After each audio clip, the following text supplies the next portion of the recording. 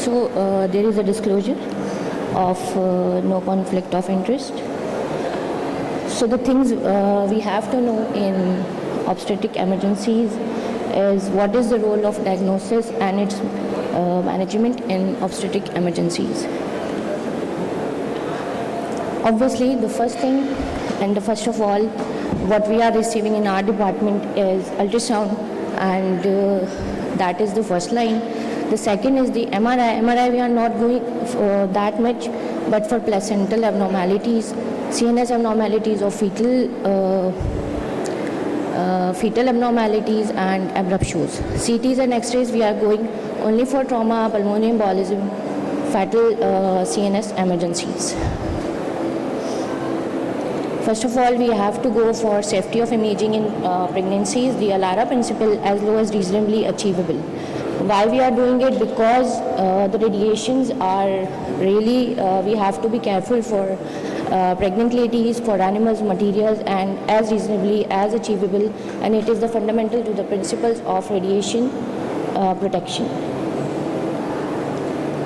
With safety, we have to go for ionizing versus non-ionizing radiations. What are ionizing? What are non-ionizing? We know that ionizing means the gamma radiation. Non-ionizing, we go for the ultrasound imaging, CT scans. In some cases, we are going for it for non-ionic contrast if there is any kind of emergencies we are receiving, and the contrast in MRI if mostly we are avoiding for the contrast in MRI. Now the main topic, the major obstetric emergencies. There are a lot of emergencies, but for the limitation of time, we are going only for few. There is postpartum hemorrhage, ectopic emergencies, or pregnancy, placental abruptio, previa creta, ruptures, fluid embolism, and the eclampsias. Number one is the postpartum hemorrhage. This is the most common we are receiving in our department, and we know that postpartum hemorrhage is uterine bleed after delivery and the major worldwide cause of maternal mortality. That's why I am discussing it the very first. The patient we are receiving as patient presenting with persistent excessive vaginal bleed and the passage of large blood clots. What we are, as a radiologist, we can do, or what we can see is uterine atony, and the most important, the patient coming with post-trauma and the infections and the RPOCs, of course. On ultrasound, obviously patient coming directly for the ultrasound, so we are watching, or we are going through for retained product of conceptions, clots, and obviously we have to check the vascularity. Why I add these vascularity? Because on these, on the basis of this, we can make it like for grading, like types 1, 2, 3, and 4. 0, no vascularity. 1 is the minimal, 2 is the moderate, and 3 is the severe. This is the case we received in our department last week. It was 22-year-old female. She came 4th day of her postpartum day, and she came with vaginal bleed. When we go for the ultrasound, we see these echogenic material of it was a retained product of conception, but there was no vascularity, so we marked it as a clotted blood. Second, this is the second case, but she came with the same presentation, but there was vascularity, and we marked it as grade 2, and we transferred the patient to the ops department. Third patient, she came with the excessive bleed, and she was like, and it was painless bleed, and this was the third case we received recently, and it was the retained placenta in that lady. Second, the most important emergency is the ectopic, which we are overlooking, and the risk factors most important is the prior ectopic and the tubal pregnancies, inflammatory disease. The important thing as a radiologist we have to see is abdominal pain and the vaginal bleed, which is the most important. I will show the case which we received in our CT department. What we can see in imaging is transvaginal ultrasound. There is obviously the ring of fire, free fluid, and if we go for MRI for equivocal cases. This is the case. The patient a young woman with severe abdominal pain, and her beta HCG was positive, and she had the left adnexal ectopic, a live pregnancy, and the patient was submitted to the obstetric department. Same, the ring of fire was present. This is the case. This lady, she don't know she is pregnant. She came with abdominal pain, and there was a bleed. We go for CT, and the CT shows this thing, and then we transfer the patient to ultrasound department, and then we got to know that patient has an ectopic pregnancy, and that was the ruptured pregnancy, and patient was transferred to the obstetric department. This was heterotopic pregnancies. The most important heterotopic pregnancies are missed mostly, but we got that was 36-year-old woman present on ultrasound with positive beta HCG. She came for the normal ultrasound for her checkup, but we find that she had an ectopic, alive, both was a live pregnancy, and the patient was referred to the gynae. Third is the placental abruptio. What is abruptio? That is 20th week gestation before the third stage of labor. In any stage we can find abruptios. The symptoms in this patient, we will have the patient present with painful bleed, the lumbar pain, maternal and the fetal compromise is the secondary to exhaustion. And the causes, the most important cause I would like to say is maternal trauma. In our setup we are getting the patient with maternal trauma, second with the multiparity, and third with the preeclampsia. The ultrasound obviously will go for retroplacental hematomas, and MRI we got the hematomas of various ages, depend on the timings. This is a diagrammatical representation. In the first image, again this is not working. The first image you can see, this is the retroplacental bleed, second is the subchorionic, and third is the subamniotic. This is the case. The patient, she had no any kind of bleed, but on ultrasound she was 5.5 weeks pregnant, and she had the perisec small amount of bleed. The third case, this is the two different cases. The first case you can see that this patient, she came in the third trimester and she had the retroplacental bleed, and you can see that there is a lifting of the margins of placenta. And the second case is the another patient, and she came with the same painful bleed, and she had this big hematoma, and the patient is transferred to the ops department.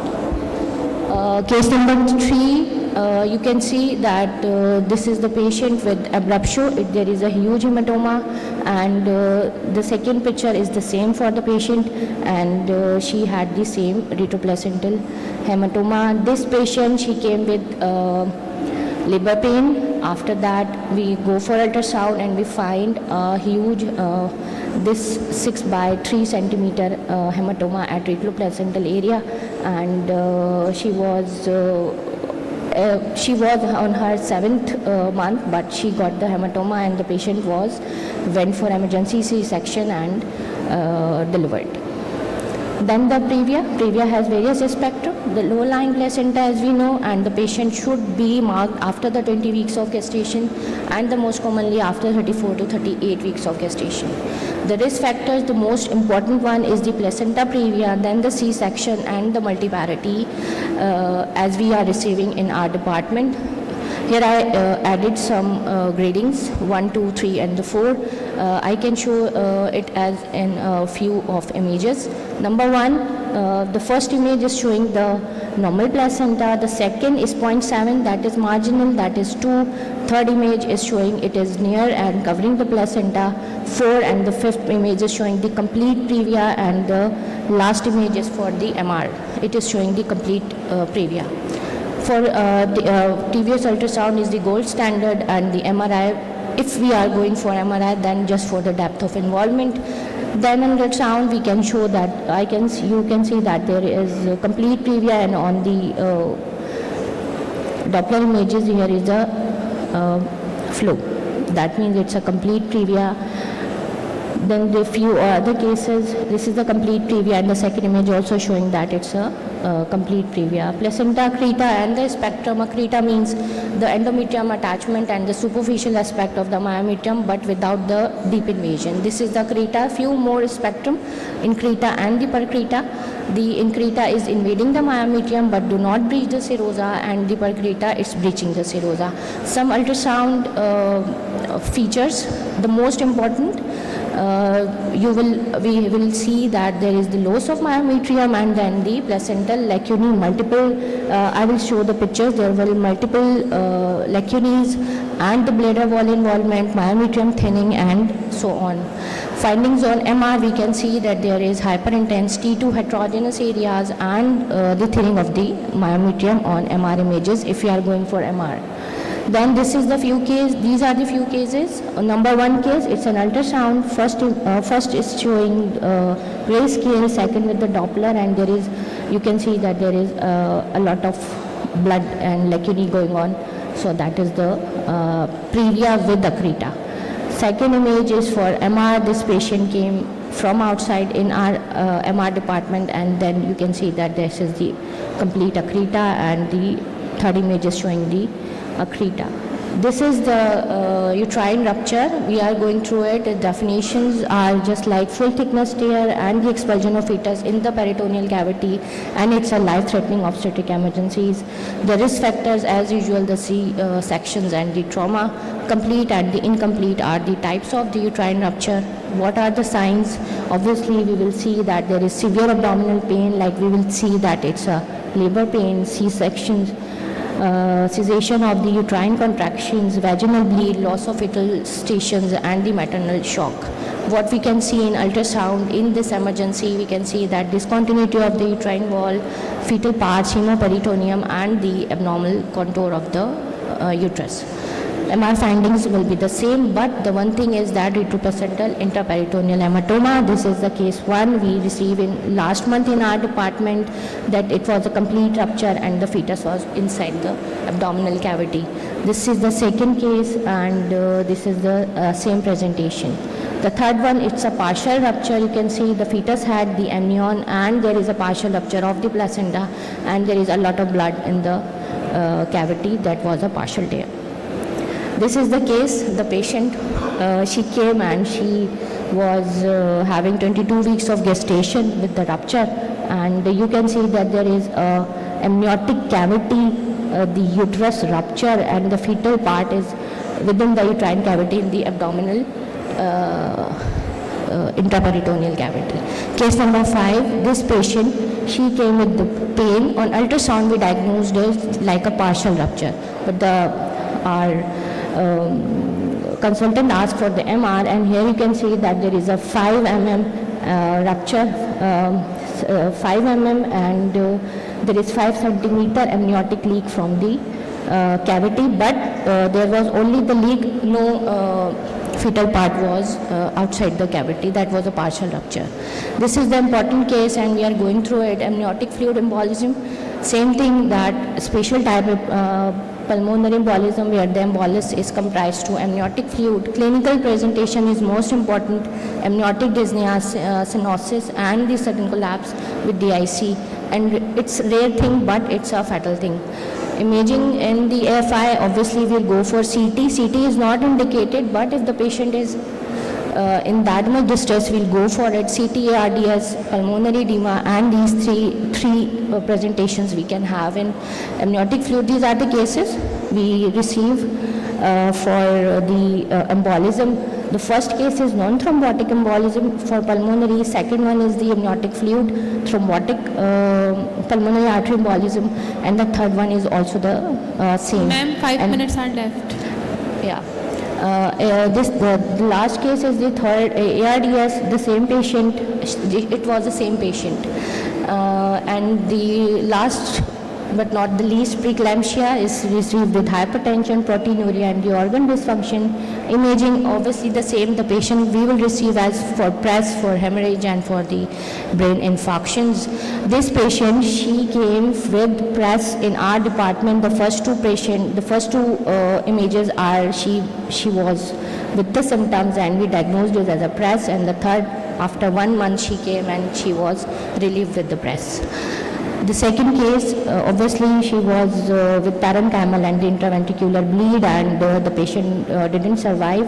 The third case is eclamptic encephalopathy, and this was, I think, the last case. Some imaging pitfall, I would like to say the abrupt shows are measured on ultrasound, because we can see that maybe it's a contractions, then contraction mimicking as a hematoma, and then the nasal cyst misinterpreted as a ectopic pregnancy, because they have the same flow. Multidisciplinary approach is very important. Radiologist, obviously we have to diagnose, then obstetrician, anesthetist, ICU team, all of us can improve the survival. And the conclusion is early recognition can save life, so we have to diagnose it carefully. Few other references, some AJR, Korean, and the NHS journals, and thank you.